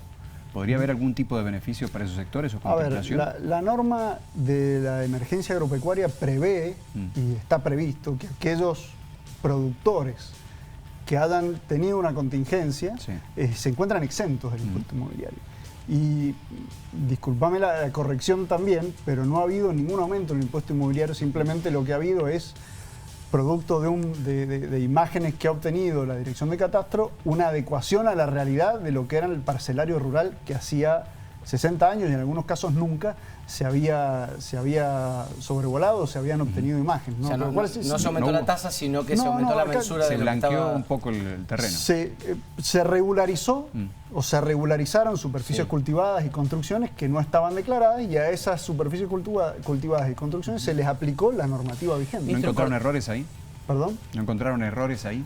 A ver, en un vuelo la tecnología te tiende una mano, pero no es perfecta. Por supuesto que puede haber errores y si los hay los corregiremos, pero en la mayoría de los casos el sistema ha sido lo suficientemente preciso como para minimizar ese tipo de errores, ¿no? Hay casi poco más de 90.000 parcelas rurales, por supuesto que en alguna puede haber algún error. Cortísimo, y de mi parte final, ¿cuándo tiene que salir a hacer el cambio con el Banco Central, el gobierno de la provincia, para tener esos dólares y pagar el 19, los 60 millones del primer vencimiento de la deuda?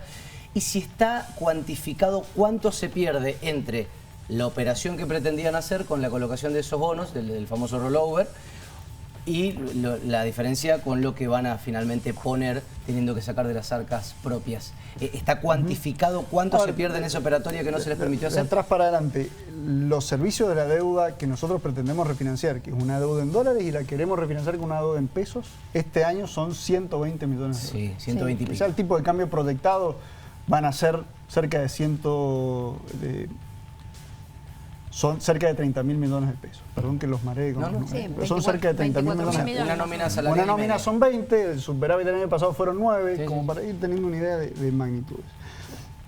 Eso es lo que nosotros nos perdemos de disponer este año. Y en cuanto a la fecha en la que hay que ir a tocarle la puerta al central, es el día 14 de marzo, es decir, la semana que viene.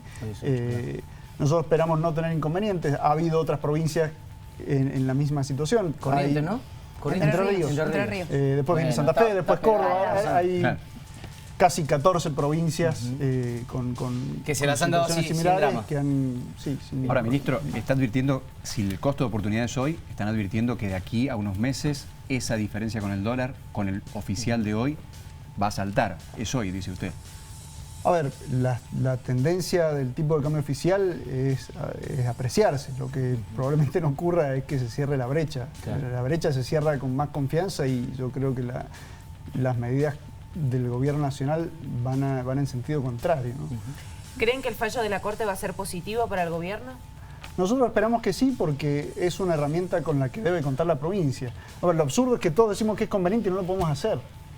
Entonces, realmente, a ver, puede haber años en los que esta operación no sea conveniente. Este año sí es conveniente. Y nosotros hemos sido muy prudentes en el manejo de la deuda. La deuda, si conviene pagarla, la pagamos. Si conviene refinanciarla, la intentamos refinanciar. Y en muchos casos hemos precancelado deuda. Nosotros y si todos coincidimos en que es conveniente, perdón. ¿Puedo ir cortita? Dale. Si vos dijiste que era la última.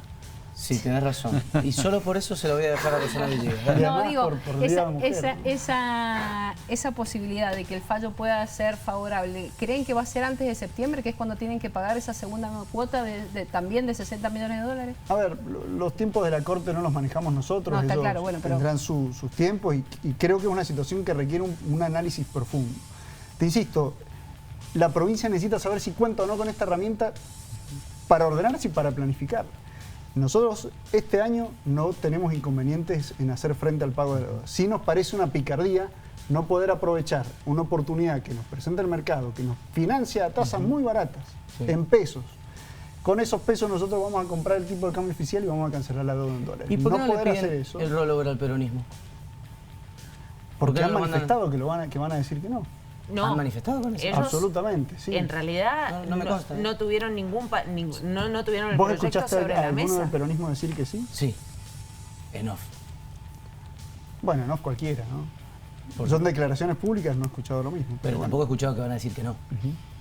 Sobre todo cuando no hubo un proyecto presentado en la legislatura. No, a ver, el peronismo ha trabado el rollover 1.000 millones de veces. Sí, claro, un montón de veces. Entonces también tomamos en cuenta eso. Es año electoral.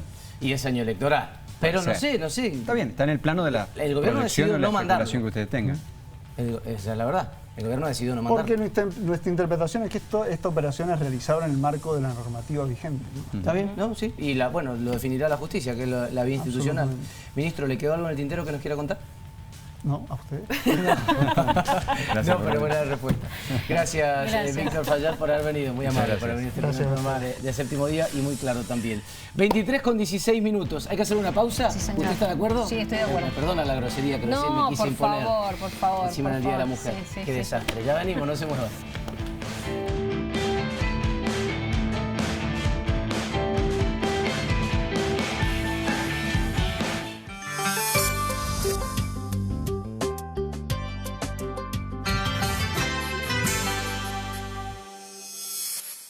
Para vos que deseas más perfume en tu vida, llegó el nuevo Comfort Concentrado.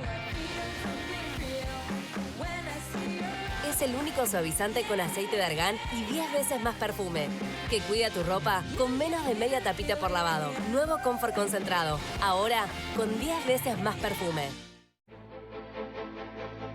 Hay cancha, hay equipo, hay hinchada, hay familia, hay futuro. Hay pasión. Faltás vos. Hacete socio de la Lepra y vení a ver los partidos donde mejor se ven. Sos hincha. Sé socio. Entra a cesir.accessfan.ar, hacete socio y entra a la cancha. ¡Arriba la Lepra! Si te metes en el corazón del nuevo Skip Bioenzimas, vas a descubrir el mejor skip de la historia. Su fórmula biodegradable con enzimas de origen natural limpia profundamente la ropa, cuida las fibras y mantiene vivos los colores por más tiempo. Nuevo Skip Bioenzimas para diluir. Proba el nuevo formato que rinde 9 lavados.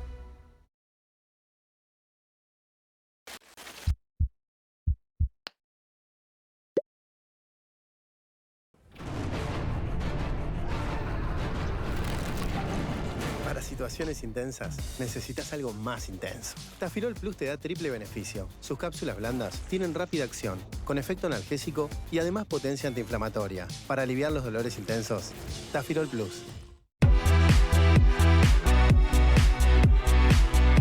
...94.9, la que va. Bravo.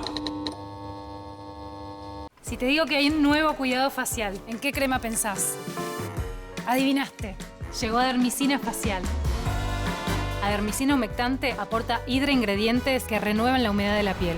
La antiarrugas, con el más puro ácido hialurónico, reduce las arrugas y reafirma el contorno. Y la unificadora renueva la apariencia de la piel con extra luminosidad para pieles con manchas. No testeada en animales, envases reciclados, sin parabenos y apto veganos, como me gusta a mí. Haceme caso y probalas. El precio es para que no te las pierdas. Nueva línea de cuidado facial Adermicina.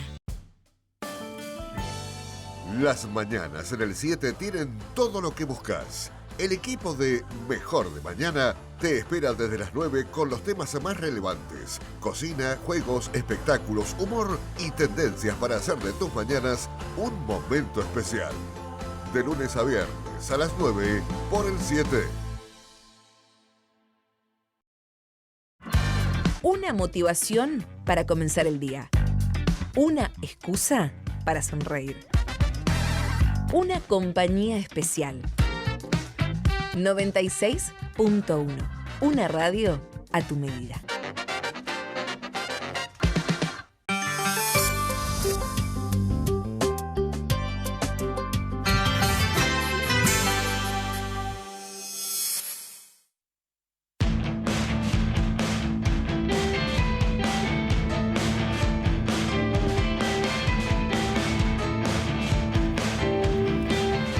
Finales de este primer programa de 7D. Y Agustina Fiadino nos va a contar algo. Sí, claro, nos vamos a meter en los sucesores De esa forma hemos llamado a este espacio en donde vamos a hablar de lo que va a suceder de acá el próximo sábado. Porque el sábado ya tendríamos exactamente que conocer los nombres de los precandidatos de quienes van a participar en los departamentos que desdoblan sus elecciones. Muy bien. ¿Y por dónde arrancamos? Por Lavalle, ¿te parece? Sí, claro. Y vamos allá a poner en pantalla la información que hemos preparado para ustedes porque fíjate, ahí tenés a Gerardo Baquer y a Edgardo González, que son los dos candidatos que suenan por el oficialismo. Bien. Pero también tenés otros dentro del oficialismo. De hecho, hablan de David Fiori y Rolando Romero, que son cercanos a Roberto Rigui. Yo te diría que de todas maneras, sí, Katzer, pero Katzer no le responde a Roberto Rigui. Yo te diría que de todas maneras, pensando en el candidato de Roberto Rigui, va a surgir entre esos dos. ¿Está más preferido Gerardo Baquer? Baquer, sí. Está más preferido Baquer. Sí. ¿O no, Rosana Sí, Villegas? claro, sí, claro. Para mí, por lo que hemos estado sondeando también en distintos trabajos, me parece que Baquer corre con el caballo del comisario. Es un hombre más experimentado en política y técnicamente. Y es de su riñón. Y es de su riñón, por supuesto. Edgardo es, recordemos, legislador. Exacto. Ambos son legisladores. Ah, claro, si Baquer es senador desde el año pasado. Exactamente, ambos lo son. ¿Qué pasa en la oposición? En Lavalle, que la va a tener difícil, porque recordemos que es un bastión del peronismo desde hace ya varios años. Estamos hablando de Jorge López, también legislador, un nombre que la tiene muy clara con los números. Bien. Eso quería decir, lo hemos invitado a nuestro programa Séptimo Día, pero no va a ser el único, ¿eh? Yo lo destaqué a él porque me parece que es el que más reconocimiento tiene dentro del departamento de Lavalle. De un pibe joven, Lupo, ¿puede ser? Exactamente. Tenemos también a Lucas Lupo, que ya fue precandidato en otras elecciones. Y fue concejal también. Exactamente. María Retamal, que es candidata de Orozco en el departamento de Lavalle. Y Nelson Escudero, que es presidente del Club de Lavalle y es el candidato de Luis Petri. Fíjate cuántos tenés, exactamente. ¿Y es el candidato de Petri? ¿Cómo se llama el candidato de Petri? Se llama Nelson Escudero. Es el primer candidato de Petri que escucho con nombre y apellido. Tengo otro que te lo voy a contar en un ratito. No es el médico en Godoy Cruz, ¿no? El que se bajó a las 24 horas. No. Bien, es el médico en Godoy Cruz. Déjame nombrarte que también hay un candidato, un precandidato del Partido Verde, que es Cristian Ceballos. Cristian Ceballos, bien. Sigo por Tunuyán, ¿y quién lo va a tener? Tunuyán. Rosana Villegas. Sí, señor. Vamos a jugar de local porque, bueno, también me he estado buscando algunos datos concretamente para contarles cómo se mueve, cómo se movería Tunuyán. En la placa vemos a Emir Andraos, que es concretamente el ungido ya por el intendente Martín Aveiro. Digo ungido porque el concejal ya está, te diría, arrancó la campaña hace mucho tiempo. El mismo Martín Aveiro nos lo dijo a nosotros acá, que sí había decidido quién iba a ser su sucesor. Y tal es así que ha decidido también fortalecerlo desde la misma boleta. ¿Cómo? Preguntarás vos.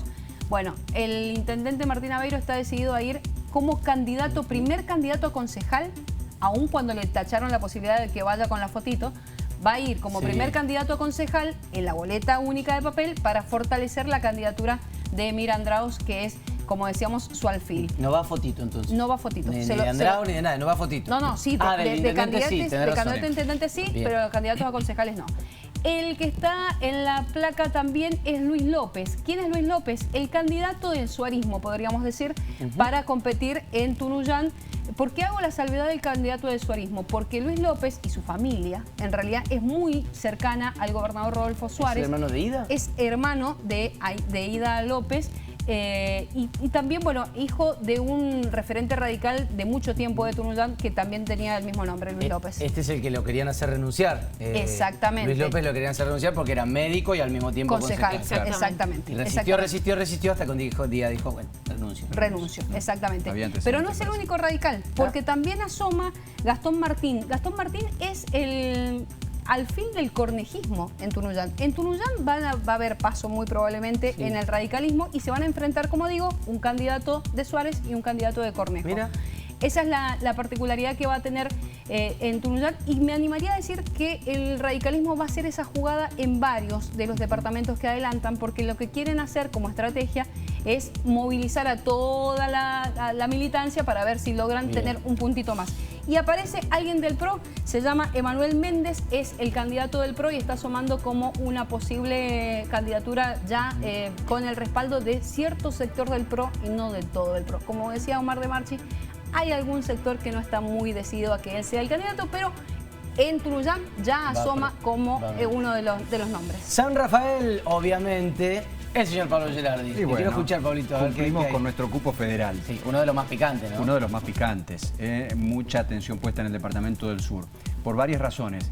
Primero porque dicen las encuestas, dice la historia reciente, los hermanos Félix tienen un caudal político muy importante y además a esa construcción cornejista que hace rato discutía Omar de Marchi le ha costado mucho entrar y ganar votos allá, independientemente de la última legislativa. Bueno, ¿quién asoma allí? Vamos a ver la siguiente placa que están los jugadores principales. Un Emir Félix que tiene en su nombre, en su figura, casi todo el caudal político, ¿a quién se lo puede llegar a dejar? ¿Quién puede capitalizar eso? Omar. Ahí está la dificultad. El único, y aún asumiendo que podría perder algo en el camino, hoy interpretan que es Omar Félix. Hoy diputado provincial, fue diputado nacional, fue intendente de San Rafael antes de su hermano Emir, y llevan muchos años de gobierno. Omar Félix hoy es casi la figura indiscutida. Ahora, lo vemos allí como candidato único. Habrá que ver cómo combinan las listas, cómo ven las cuotas de poder, cómo arma la lista de concejales, porque allí hay sectores internos del peronismo, el peronismo disidente que responde a Carmona, o el kirchnerismo que podría generar alguna figura alternativa, a sabiendas que no le puede ganar en las PASO. Ahí aparece un nombre que es Nadir Yasuf, un concejal actual. Bueno, de la Cámpora. Y tenés a los radicales. Hay que ir rápido, pero no nos comamos a los radicales que están ahí. Es importante. Freidenberg y Mondote. Freidenberg ya intentó la intendencia, es legislador provincial, responde al cornejismo, vuelve a ser candidato y lleva la bendición de Alfredo Cornejo. Francisco Mondote es del sancismo, de Ernesto Sanz, la otra pata radical que busca también la interna. Y hoy apareció de la mano de Alfredo Cornejo, y esto es una curiosidad, un empresario, Alfredo Andión, que en realidad en su momento era una figura allegada a Patricia Bullrich. Pero sabido es, y para muestras vale la última fotografía de la vendimia, que Patricia Bullrich está muy cercana a Cornejo, fue hoy Cornejo el que presentó a Alfredo Andión. Y allí, bueno, podemos entrar mucho, pero el Partido Verde, que tuvo muy buena cuota de poder en las últimas elecciones, va a presentar candidato, el FIT también, y puede ir a competir a tierra sureña. Bueno, el resto se va a combinar todo el abanico político. Me mató el eslogan de Andión. ¿Cuál es? Ah, sí. El envión se viene de Andión. El envión. No, pará, tomame esa cara de Rosana Villegas. El envión se viene de Andión y después te mete una cara de Rosana como diciendo. Y bueno, hay que ver si lo usa de nuevo. ¿No te gustó el eslogan? Hay que ver si lo usa de nuevo. Nos quedan 2 minutos para 4 departamentos. Dale, vamos muy rápido. Las dos que festejaron el sábado, La Paz y Agustina Fiadino. Dale. ¿Con qué empezamos? ¿Con La Paz? Yo tengo acá eso. Dale, lo ponemos rápidamente, porque en La Paz claramente el candidato que ya lo sabemos desde hace varios tiempo, Fernando Vieta, el actual intendente, va a ir nuevamente como primero, bueno, ya va a ser el candidato del oficialismo, exactamente. Y después en la oposición tenés a Ramiro Blanco, que fíjate, es muy joven, hijo de Marcelino Héctor Blanco, que fue intendente de La Paz en el regreso a la democracia. Y ahí tenés a Ramiro Blanco y también Osvaldo Naves, otro dirigente radical de muchísimo tiempo también, que fueron de hecho los dos candidatos que promocionó Alfredo Cornejo en la última visita que hizo a La Paz. ¿Puede que tengamos las fotos cambiadas de los candidatos radicales? ¿O me parece a mí? Las tenemos cambiadas. Bien, me parece. Sí, exactamente. Sí. Las tenemos cambiadas. Bueno, porque ahí está. Ramiro Blanco es el más joven y Osvaldo Naves es la persona que está ahí al ladito de Fernando Vieta. La famosa fórmula cruzada, chicos. Claro. Esto suele pasar. El abuelo. Dale con Santa Rosa. El abuelo Blanco también vamos fue a Santa Rosa. Sí, el abuelo Blanco fue intendente. En Santa Rosa entonces tenemos a Flor de Estefanis, que va a ser la candidata del oficialismo, actual intendenta de ese departamento. Norma Trigo es quien suena como dentro de la oposición, junto con otros. Leonardo Fernández, el candidato de Activa Mendoza, Adolfo Ponce y Ricardo Villalba, el otro candidato de Luis Petri. Bien, qué lástima que tenemos casi nada de tiempo. ¿Qué hacemos? ¿Contamos un poquito de Maipú y de San Carlos, que son los que nos quedan, que están picantones, o nos vamos y lo analizamos? Prometemos desmenuzarlos mejor la próxima. Ya van a estar las listas, obvio, tanto para Maipú como para San Carlos, pero bueno, la interna es de cara al 30 de abril. Muy picante se va a poner San Carlos, te lo vaticino desde ya. Me ha gustado. Muy picante. Muy picante, sí. Aparte de una calentura entre Difonso y Cambio Mendoza. Bueno, ya se fue Difonso, así que eso y te el último muestra. gran distrito que se disputaron en la última elección, Maipú. Maipú va a estar hermoso. Va a estar ¿no? hermoso. Sí, claro. Vamos, Jul, por supuesto, Sí, por el claro. radicalismo. No tan seguro. Pucha, qué lástima que no hay tiempo. No. Chicos, nos ha encantado el primer programa. Gracias por estar con nosotros. Como siempre, le decimos a los que están del otro lado, Agus. Hasta el miércoles. Hasta el miércoles, Pablito. Buena semana. Sí, señor. Buenas noches. Buenas noches para todos. Gracias por estar ahí. Este fue el primer programa de la temporada 2023 de 7D. Quédense en el 7.